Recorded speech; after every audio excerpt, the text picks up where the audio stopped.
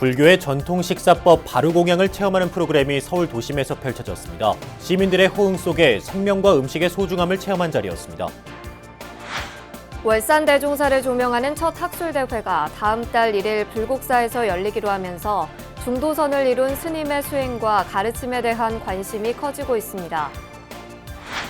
국립중앙박물관은 12월에 개막하는 가야 특별전시를 앞두고 성공을 다짐하는 출범식을 가졌습니다. 가야 불교에 대한 논의가 본격화되는 계기가 될지 주목됩니다. 대작 뮤지컬 시타르타가 다음 달 초연을 앞두고 있는 가운데 불교계에서 관람 지원 움직임이 일고 있습니다. 진각종립 대구 시민중고등학교가 100년 교육불사를 위해 새 보금자리를 마련하고 지진불사 기공식을 봉행했습니다. 안녕하십니까? 8월 29일 목요일 BBS 뉴스입니다. 불교의 전통 식사법 바루공양을 체험하는 프로그램이 서울 도심에서 운영에 들어갔습니다. 참가자들은 옛 수행자들처럼 공양을 하며 생명과 음식의 소중함, 나눔과 평등의 가치를 돌아봤습니다. 첫 소식 박세라 기자가 보도합니다. 직장인과 주부, 해외 동포들이 서울 도심에 자리한 한국 사찰 음식 문화체험관을 찾았습니다. 조계종 한국불교문화사업단이 이달부터 매달 한 차례씩 진행하는 바루공양 체험 프로그램에 참가하기 위해서입니다.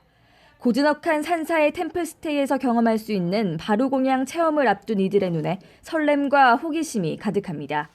바루공양 지도법사로 나선 해범 스님은 음식에는 무수한 은혜와 공덕이 깃들어 있다며 바루공양에 담긴 평등과 절약, 나눔의 정신을 설명했습니다. 바루공양에는 평등 정신도 있고 또 청결 공양이라는 그런 정신도 있고 또 전략 공양이라는 그런 정신도 있고 또 공동적으로 이렇게 모여서 같이 식사를 한다는 그런 정신도 있고 또 복덕을 다 같이 나눈다는 이렇게 5가지 정신이 있습니다. 어떤 은혜와 공덕이 있는지 곰곰이 생각하시면서 공양을 하셨으면 좋겠고요. 죽비 소리가 울려 퍼지자 바루공양은 바루의 맑은 청순물을 받는 것부터 시작됐습니다. 참가자들은 어시바루에 밥을 받고 정대하며 예를 갖추고 사찰 음식을 조용히 먹은 뒤에는 숭늉에 김치 조각으로 그릇을 씻어내는 의식을 이어갔습니다. 바루공양을 마친 아이와 엄마는 처음이라 생소하고 어렵기도 했지만 뜻깊은 시간이었다고 말했습니다. 이게 바루공양을 이렇게 해보니까 이제 자기가 먹을 만큼 덜어먹고 음식을 남기지 않는다, 이제 깨끗하게 정리한다, 이런 거는 대충 알고 있었는데 직접 체험을 해보니까 마음으로 느끼는 거는 좀 차이가 있는 것 같아요. 평소에는 음식을 약간 남겨서 그리고 음식 찌꺼기를 이렇게 청소해서 먹어보는 건 좀 처음이라서 학교 음식은 약간 보통 음식인데 여기 사찰에서는 사찰 음식을 하니까 약간 고양이 맛이랄까? 생명과 음식의 소중함, 나눔과 평등의 가치를 돌아보고 자연스럽게 불교 정신을 배울 수 있는 바루공양. 한국불교문화사업단은 오는 11월까지 매달 한 차례 시민과 관광객 등을 대상으로 바루공양 체험 프로그램을 운영할 예정입니다. BBS 뉴스 박세라입니다. 조계종 총무원장 원행 스님을 비롯한 전 세계 종교인들이 독일에 모여 세계 평화를 염원했으며 남북 종교인들은 한반도 평화 조성을 위해 노력하기로 했습니다. 세계 종교인 평화회의는 지난 19일부터 24일까지 독일 린다우에서 함께하는 미래를 위한 배려를 주제로 제10차 세계 종교인 평화회의 총회를 열었습니다. 특히 한국 종교인 평화회의와 북한 조선종교인협의회는 선언문을 통해 한반도 평화 조성을 위해 노력하고 관련 국가와 지역의 평화 치유를 위해 상호 협력을 증진하고자 하는 노력을 적극 지지한다고 밝혔습니다. 125개 나라 종교인 900여 명이 참석한 총회에는 한국 종교인 평화회의 소속 조계종 총무원장 원행 스님을 비롯해 김희중 천주교 대주교, 이홍정 한국기독교교회협의회 총무, 오도철 원불교 교정 원장, 강지영 조선종교인 협의회장 등 16명이 참석했습니다. 조계종 총무원장 원행 스님은 이슬람 국가 파키스탄과의 관계를 발전시키는 데 불교계가 힘을 보태겠다고 말했습니다. 원행 스님은 어제 한국불교 역사문화기념관에서 라얌 하야트 쿠레쉬 주한 파키스탄 대사의 예방을 받고 민간 차원의 활발한 교류와 잦은 왕래를 기원하면서 이같이 밝혔습니다. 원행 스님은 세계적 보물창고로 불리는 파키스탄 라호르 국립박물관을 언급하면서 파키스탄 정부가 간다라 불상 등 불교 문화재 보호에 힘써줄 것을 당부했습니다. 이에 쿠레시 대사는 파키스탄 정부에서 원행 스님의 방문을 고대하고 있다면서 8세기 해초 스님이 방문했던 양국의 전통을 되살리는 의미가 있다고 화답했습니다. 주한 파키스탄 대사관은 오는 11월쯤 원행 스님을 비롯한 조계종 대표단의 현지 불교 유적지 방문을 추진하고 있습니다. 정각사주지 정복 스님이 조계종 100만 원력 결집불사에 동참했습니다. 정복 스님은 한국불교 역사문화기념관에서 총무원장 원행 스님을 예방한 뒤 불사금 800만 원을 전하며 모든 종도들이 힘을 모아야 한다고 말했습니다. 그러면서 인도 부다가야 한국사찰과 계룡대 영회법당 건립불사의 첫 삽은 반드시 원장 스님이 떠야 한다고 강조했습니다. 이에 총무원장 원행 스님은 정각사가 큰 마음을 내줘 고맙다며 100만 원력 결집불사의 마중물이 될 것이라고 화답했습니다. 현대 한국불교의 선지식 성림당 월산 대종사를 조명하는 첫 학술대회가 다음 달 1일 불국사에서 열립니다. 금오 스님으로부터 받은 돌멩이 화두를 22년간 참고해 중도선을 이룬 월산 스님의 수행과 가르침이 가을의 문턱에서 불자들에게 큰 감화를 줄 것으로 보입니다. 보도에 홍진호 기자입니다. 지난 1997년 원적에 든 월산 스님을 조명하는 첫 학술대회가 다음 달 1일 경주 불국사에서 펼쳐집니다. 이번 학술대회는 불국사 회조 성타 스님의 기조 발제를 시작으로 동국대 전 총장 보강 스님과 김강식 동국대 교수 등이 스님의 생애와 사상을 입체적으로 다룹니다. 1913년 함경남도 신흥에서 태어난 월산 스님은 조계종 총무원장과 원로의장을 역임했으며 불국사에서 선언과 강언을 열어 수행 풍토를 일신했고 1988년 법보신문 창간을 이끌었습니다. 특히 월산 스님은 금오 스님에게서 돌멩이 화두를 받고 22년 동안 처절히 참고하며 깨달음을 얻어 경어, 망공, 금오 스님으로 이어져 온 법맥을 계승했습니다. 나는 돌멩이 화두라 그러는데, 돌멩이 이목고 화두라 그러는데, 그것을 가지고 22년 동안 실험을 해. 토굴에서 정말 탁발해서 살면서 어렵게 살면서 결국 마지막에 이제 금오 스님이 돌아가시기 직전에 그것을 이제 해결해서 인가를 받아서 금오 문중의 수장이 된다고. 수행자로서 월산 스님의 가르침은 중도로 요약됩니다. 스님은 중도에서 중은 불사 일법, 한 가지도 버릴 게 없는 법이고 도는 일심불란, 한마음도 산란하지 않다고 가르쳤습니다. 대각사상연구원장 보강 스님은 사판승으로서도 뛰어난 업적을 남겼지만 수행자로서의 본분을 잃지 않은 월산 스님의 선은 중도선이라 할 수 있다는 견해를 밝혔습니다. 월산 스님의 선을 나는 중도선이 아닌가. 성철 스님의 선을 도노선이라 한다면은, 용성 스님의 선을 대각선이라 한다면 월산 스님의 선은 중도선이라고 얘기할 수 있지 않을까. 총무원장들 2분 했지만도 그냥 자기 일만 하고 딱 끝나면 바로 내려와서 선방에 앉았어요. 늘 수행자로서의 본분을 잃지 않았어. 이 앞서 불교평론은 창간 20주년을 맞아 오는 30일 오후 1시 한국불교역사문화기념관 국제회의장에서 탈종교화 시대 불교의 위상과 역할을 주제로 학술 심포지엄을 엽니다. 김흥철 중앙승가대 교수의 한국불교의 탈종교적 신행 행태와 미래와 구미 화엄탑사주지 명법스님의 탈세속화 시대 붓다를 사유하기 등이 발표될 예정입니다. 결실의 계절 가을의 문턱에서 한국불교는 치열하게 정진했던 선지식을 돌아보며 4차 산업혁명 시대 한국불교에 나아갈 바를 모색합니다. BBS 뉴스 홍준호입니다. 남양주 봉선사 차기 주지 선거가 2파전으로 치러지게 됐습니다. 봉선사 선거관리위원회는 후보자 등록 마감 결과 조계종 중앙종회 수석 부의장을 지낸 초격 스님과 의정부 원각사 주지 성일 스님이 최종 입후보했다고 밝혔습니다. 봉선사 주지 선출을 위한 산중총회는 중앙선거관리위원회의 후보자 자격심사를 거쳐 다음 달 6일 봉선사에서 열립니다. 태고 총림 전남 순천 서남사를 이끌어갈 새 주지로 광주 전남불교 환경연대 상임대표인 시각스님이 선출됐습니다. 서남사 정묵당에서 열린 전산총회에서 시각스님은 상종스님과 경선을 펼친 끝에 서남사 신임 주지에 당선됐습니다. 공심을 다해서 오로지 서남사의 수호와 더불어서 서남사의 발전과 변화를 위해서 추구하겠다 이것입니다. 그리고 제가 공약 사항을 보내드렸던 모든 사항은 제가 최선을 다해서 시행하도록 출가 수행자로서의 약속을 분명히 지키겠다 이렇게 말씀드리겠습니다. 시각스님은 상명스님을 은사로 서남사에서 출가했으며 제28대 29대 중앙종회 의원을 역임하고 현재 태고종 중앙종회 수석 부회장과 광주 만덕사 주지를 맡고 있습니다. 가야 문화권 유산의 역사적 가치를 수십 년 축적한 성과를 바탕으로 재조명하는 전시가 올 연말 국립중앙박물관에서 열립니다.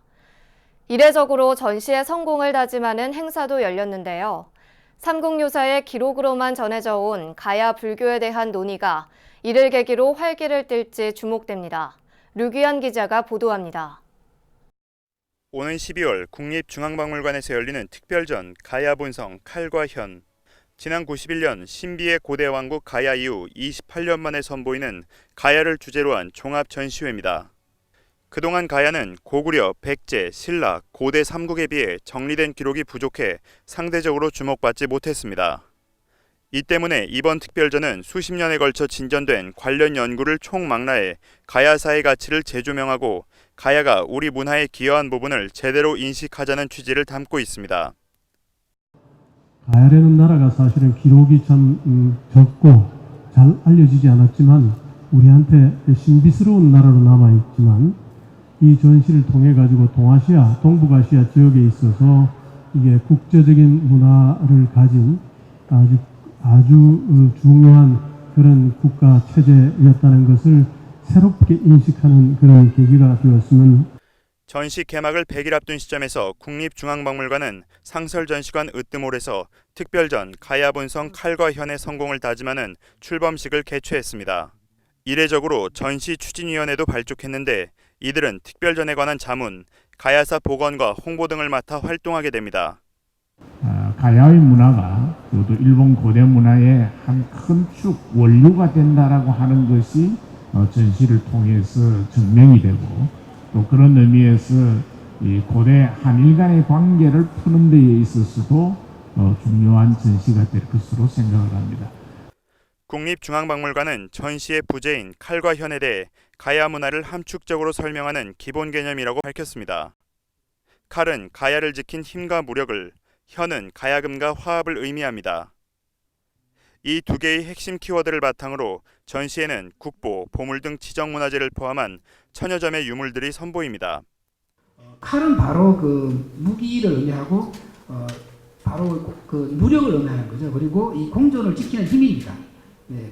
그리고 철이라는 것은 당대 최고의 기술이죠. 현이라는 것은 12개의 현이 하나로 어우러져서 공존하면서 조화롭게 조화를 이루는 그런 악기입니다.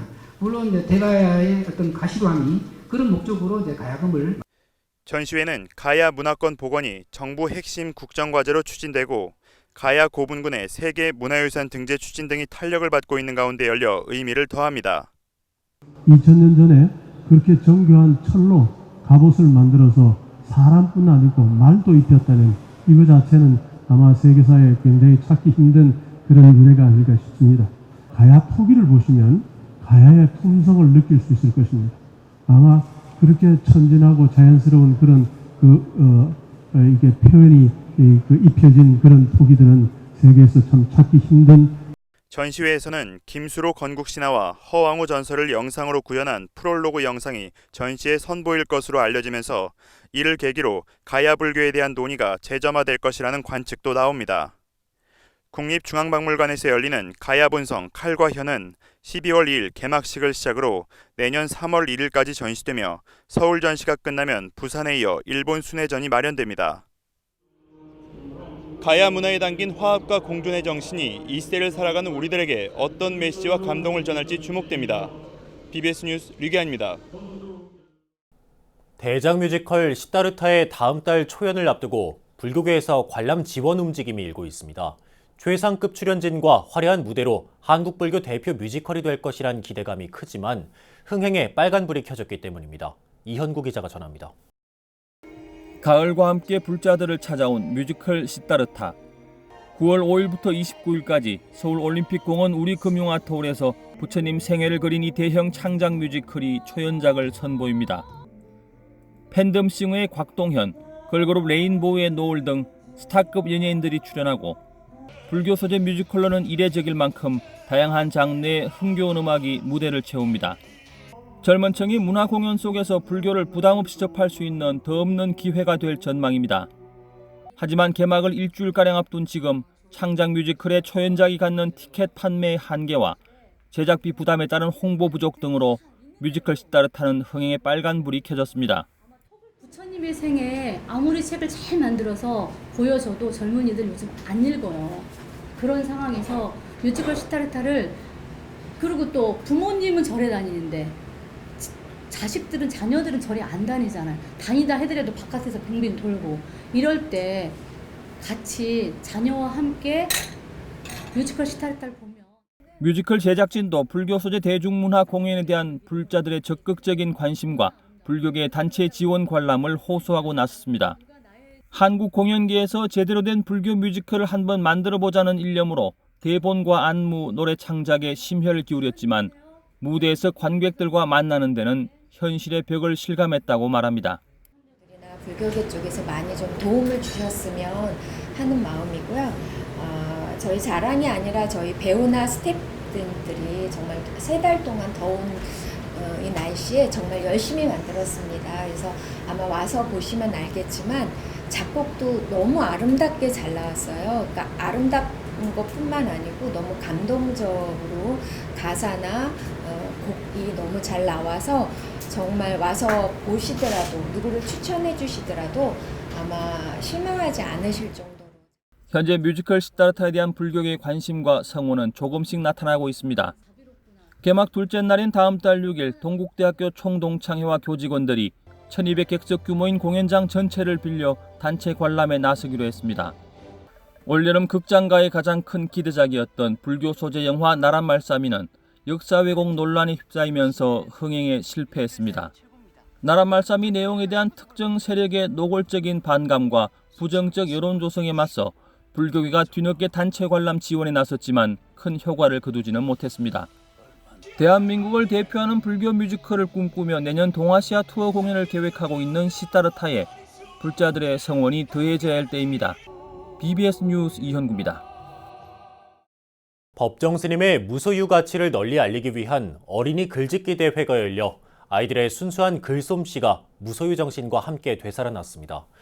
법정 스님의 유지를 잇는 시민 모임 사단법인 맑고 향기롭게는 서울 성북동 길상사 설법전에서 제3회 무소유 글짓기 대회 수상자들에 대한 시상식을 개최했습니다. 장원인 무소유상에는 운문 분야에서 서울 중평초등학교 곽동효 군과 박재우 군이, 산문 분야는 서울 언주초등학교 진서희 어린이와 서울 어울초등학교 김규빈 학생이 각각 수상의 영예를 나눴습니다. 맑고 향기롭게 이사장 덕일 스님은 수상자 어린이들에게 법정 스님이 전한 무소유의 가치를 소중히 여기고 자연을 닮으며 자비심을 가진 아이들로 성장하길 바란다고 당부했습니다. 시상식에는 수상자 어린이를 위한 마술쇼와 함께 무소유상을 수상한 4명의 학생이 무대로 나와 자신의 작품을 발표하는 시간도 가졌습니다. 진각종립 대구시민중고등학교가 앞으로의 100년 교육 불사를 위해 새 보금자리를 마련했습니다. 통리원장 회성정사를 비롯한 진언행자들은 원만불사 회양을 한마음으로 발언하며 첫 삽을 떴습니다. 대구 BBS 문정용 기자입니다. 대구시 달서구 다사읍 죽곡리 816번지 대한불교 진각종을 창종한 회당 대종사가 1953년 대구 대명동에 설립한 시민중고등학교가 새롭게 이전하게 될 신축 부지입니다. 학교법인 회당하고는 대명동 시대를 새롭게 계승 발전시켜 나갈 다사시대를 여는 첫 삽을 떴습니다. 바람 한 자락, 작은 모래 하나라도 부처님의 지혜가 담겨 있다는 우리 진원 행자들의 마음과 정신을 모아 넓고 크고 바른 희망의 새로운 초삽을 뜨고자 합니다. 이전 예정지에서 봉행된 지진불사에는 진각종 통리원장 회성정사와 해당 학원 이사장 증광정사를 비롯한 전국의 교구청장과 스승, 동문회, 교직원 등 100여 명이 참석해 불사의 원만 회향을 발언했습니다. 시민 중고등학교의 이번 이전은 학생 수 감소로 인한 학교 소규모화를 피하고 달성군 다사지역 원거리 통학생들의 교육 여건 개선을 위해 이루어졌습니다. 시민 중고등학교 새 터전 역시 와룡산의 전기를 잇고 금호강의 기원을 받아 우리들의 소원과 정진에 대해 교육불사의 전기를 마련할 수 있는 곳입니다. 신축되는 시민 중고등학교는 총 대지 면적 27,839제곱미터 규모의 교육시설은 물론 문화시설, 휴게시설, 산책공간 등 지역사회와 어우러질 수 있는 현대적 디자인으로 지어집니다. 여기에 시민 중 18학급 450명, 고등학교 24학급 600명 등 총 1,050명을 수용하게 되며 2021년 3월 개교하게 됩니다. 60여 년 전 종단에 자선 사부를 설치하고 직포 공장을 건설할 당시 초심과 열정으로 시민의 배움터에 우다마꽃이 활짝 피어나게 할 수 있습니다. 시민중고등학교는 여기서 다시 힘차게 비상할 것입니다. 설립 이후 60년이 넘는 세월 동안 명실공히 대구를 대표하는 명문 사학으로 성장한 시민중고등학교가 이타자리 정신을 꽃피워 교육의 새로운 이정표를 제시할 것으로 기대됩니다. BBS 뉴스 문정룡입니다. 서울시가 미세먼지를 줄이기 위해 도시숲 조성 등 여러 대책들을 강구하고 있는데요. 이번엔 상대적으로 공기 오염이 더 심각한 지하철 미세먼지 대책에 나섰습니다. 환경 문제에 불교적 대안을 모색해야 한다는 목소리도 더 주목받고 있습니다. 전경윤 기자입니다. 시민들의 건강을 위협하고 삶의 질을 떨어뜨리는 미세먼지 문제. 지구온난화에 따른 기상이변과 미세먼지 증가 등 환경 문제가 갈수록 심각해지면서 정부와 지방자치단체들도 대책 마련에 고심하고 있습니다. 특히 시민들이 많이 이용하는 지하철역의 공기 오염은 더 심각한 것으로 나타났습니다. 서울시가 대표적인 공공장소의 미세먼지 수치를 측정한 결과 지하철역이 실내 주차장에 이어 두 번째로 높았습니다. 이에 따라 서울시는 지하철 미세먼지를 줄이기 위해 열차 내에 공기질 개선 장치 설치를 확대하고 주요 역사에 미세먼지 자동 측정기 설치도 의무화하기로 했습니다. 여기에다 전 세계 기업과 대학 등을 대상으로 혁신적인 기술과 아이디어를 공모해 지하철 미세먼지의 해법도 모색하기로 했습니다. 서울시는 국내외 연구기관들 간의 경쟁을 통해 도시 문제의 해결책을 찾는 국제 경쟁형 연구개발 프로젝트인 서울 글로벌 챌린지를 시작하면서 첫 번째 도전 과제로 서울 지하철 미세먼지 저감 방안을 제시했습니다. 서울시 미세먼지에 대한 문제의식을 갖고 천만 시민의 건강권 보장을 위한 혁신 솔루션 도출에 대한 논의를 해왔습니다. 이에 따라 전 세계 기업이나 대학, 연구소들은 지하철 터널과 승강장, 전동차 가운데 한 개를 선택해 내년 2월까지 해당 공간의 미세먼지를 줄일 수 있는 제품이나 솔루션을 제안하면 됩니다.